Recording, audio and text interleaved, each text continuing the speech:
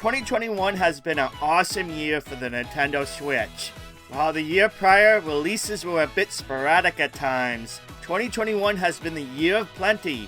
So many games, so many awesome games came out this year. I figured it would be fun to share what I consider my 10 favorite Switch games of 2021. These were the games I personally had the most fun with and were the most memorable. This has not been the easiest list to put together because there's been so many fun games that came out this year.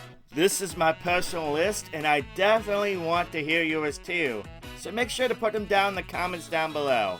Also, this list is in no particular order, except I would say the last 3 on this list are what I consider my absolute favorite games of 2021, with the very last one to be what I consider my game of the year for sure. I'll also cover my favorite DLC of the year in this list, as well as mention some games that almost made the list. I got a lot to share with you today, so without any further ado, hang on, make sure to subscribe to the channel, and here is my top 10 favorite Nintendo Switch games of 2021.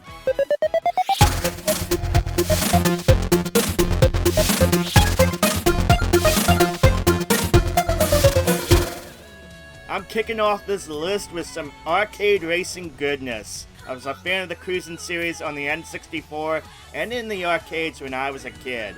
The series was a lot of fun, but when I saw the trailer for Cruisin' Blast, the latest game in the series, and saw it was coming to the Switch, I was so hyped for the game. And you know what? It lived up to it.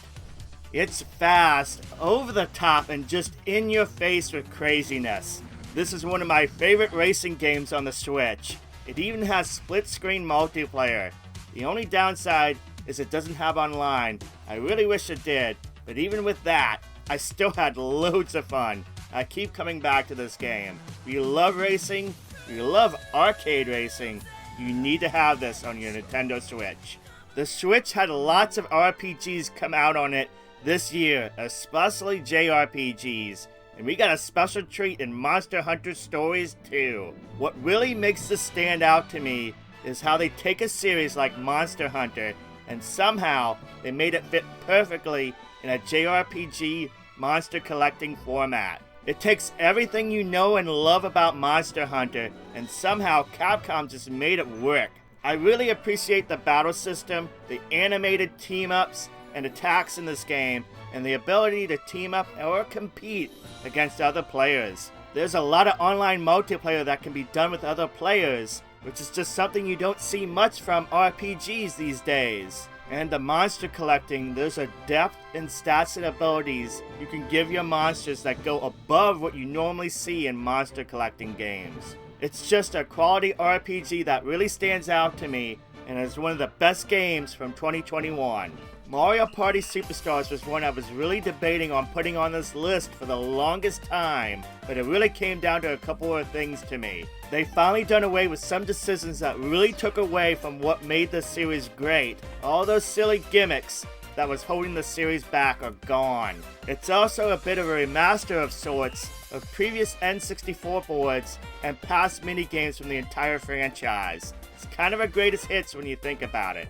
This game represents what makes the Mario Party series such a fave. It's absolutely a solid game, and honestly the best Mario Party since, I would say, the N64 trilogy. I really love those games. Best of all, it has online multiplayer out of the gate for everything too, which is something the series absolutely needs to do going forward. I had a lot of fun playing this with friends this past fall, and it's definitely going to be my go-to Mario Party game from here on out.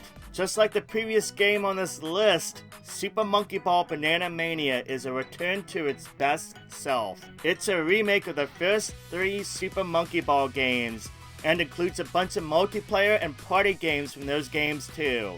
My favorite Monkey Ball games were the first 2, and to be honest, the series has not been good in installments since then. But this game breaks that trend.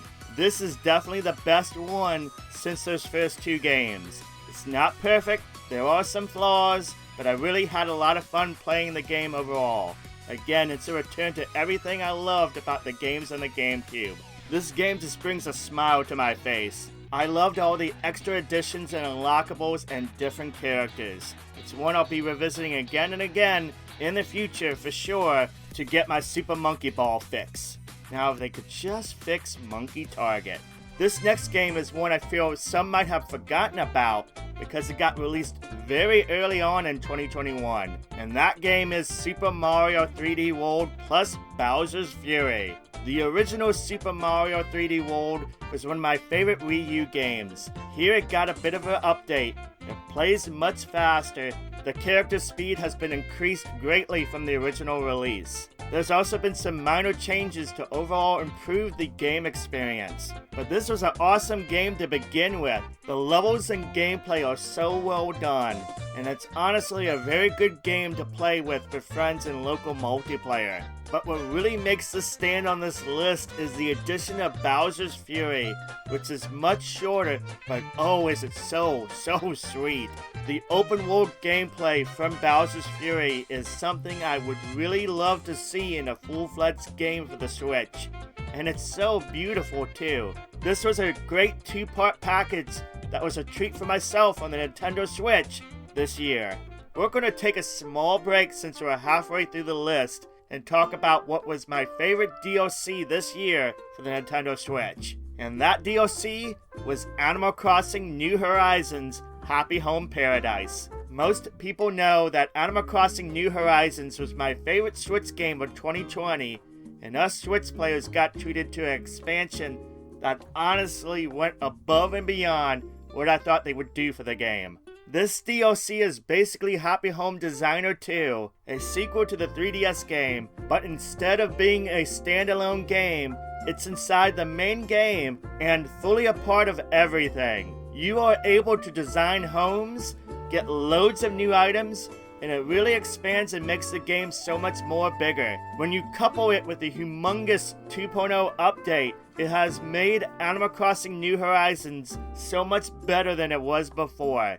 It is freaking great, and I have been visiting my island almost daily since, just like I was in 2020. Also, if you get the DLC itself, it's only $25, which honestly I think was a steal for what Nintendo did. Though you can get it as part of that Nintendo Switch Online thing, but we're not going to talk about that in today's video.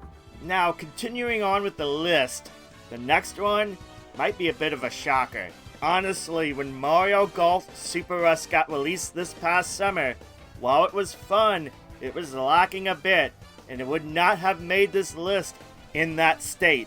But I have to say, after all the updates Nintendo has done, the game really has become so much better. With updates, we got 5 additional courses for a total of 11, which is technically 13 because 2 of those courses have 2 different 18-hole variations. We also got 5 new additional characters for a total of 21, and that's not including your Mii character. We got additional game modes, a bunch of balance and quality of life changes, and even more stuff too. It really got fleshed out and became a very solid game for the Switch. It's one I personally go back to now and then, and I just love how easy and fast it loads up, and you can play a quick round or 2 and go from there. I racked up a lot of hours with this one, and it really blossomed into one of my favorite games from this past year. I have loved the Ace Attorney series ever since the first game came to the States back on the Nintendo DS years ago. When I first heard about the great Ace Attorney games, I was cautiously optimistic. I asked myself, would the new characters be good? Would the stories hook you in? Well, I can pleasantly say that yes, it is great. It is as great as it's ever been. But the best part might be that we got both the first and second game at once on the same cart for just $40 for the Nintendo Switch. I paid nearly that much for the first game on the DS, and we get 2 modern games at once for the same price.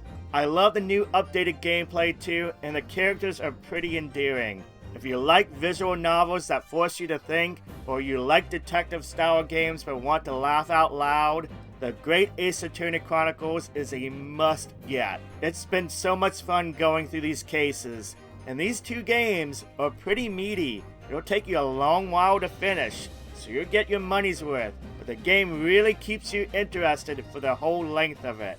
While the previous games I did mention are in no particular order, I will say that the very last 3 games on this list are my absolute favorite games of 2021. Shin Megami Tensei 5. Oh my goodness. This was a game that Nintendo fans and JRPG fans have been waiting for a very long time. And it delivered so well. Oh my goodness. This is such an awesome JRPG. It is so polished. The gameplay is so good. And yeah, it is hard. It'll kick your butt. But it speaks volumes when you're defeated and you're just ready to go back in and know you can do better. It is a great challenge and it forces you to keep attention and be aware at all times. And for a JRPG, I welcome that. It's also as addicting as it ever was for a Megami series to recruit monsters, merge those monsters, and create the best ones. It is honestly one of the best games on the Nintendo Switch, and I stand by that. Don't sleep on this if you're a fan of JRPGs. This is the game for many a Nintendo Switch player is their game of the year, which probably makes you really curious as to what my number 1 is. But first we gotta talk about Metroid Dread. Like a lot of games on this list, Metroid Dread comes in as a continuation, or a return rather, of a game from the past. For Nintendo fans, this is the latest in the 2D Metroid series, which aside from the remake of Metroid 2 that we had on the 3DS, we haven't seen a brand new entry since way back on the Game Boy Advance. And do you know what? It was worth the wait. Metroid Dread is exactly what I expected from a modern 2D Metroid to be. It is so good. I loved the gameplay, I really liked the world layout, and I thought it was really designed well. And yes, this Metroid Dread can really kick your butt. I was kinda thrown at how many times I died in the game. Almost to a point I was really wondering if I was going to enjoy the whole experience. But after finishing it and thinking long and hard about it, I gotta say, it was one of my best experiences of 2021. Now Nintendo, don't make us wait 20 years for the next one. There were so many awesome games this year that I just want to pause for a moment to mention some games that just didn't quite make the list for me, but were still pretty fun and noteworthy. WarioWare Get It Together was a blast, a fun entry for the series. It was worth playing, just wish it had online multiplayer. I've had a lot of fun with Pokemon Brilliant Diamond and Shining Pearl, and they have been pretty solid experiences. Shadowverse Champions Battle is the one I would consider to be the hidden gem of 2021. The card gameplay is so addicting, and this game overall is probably my favorite card game RPG since the Pokemon trading card game on the Game Boy Color. Persona 5 Strikers nearly just made the list. I mean, it just almost made the list. I was really impressed at how much it really is a Persona game that is using the Warriors engine.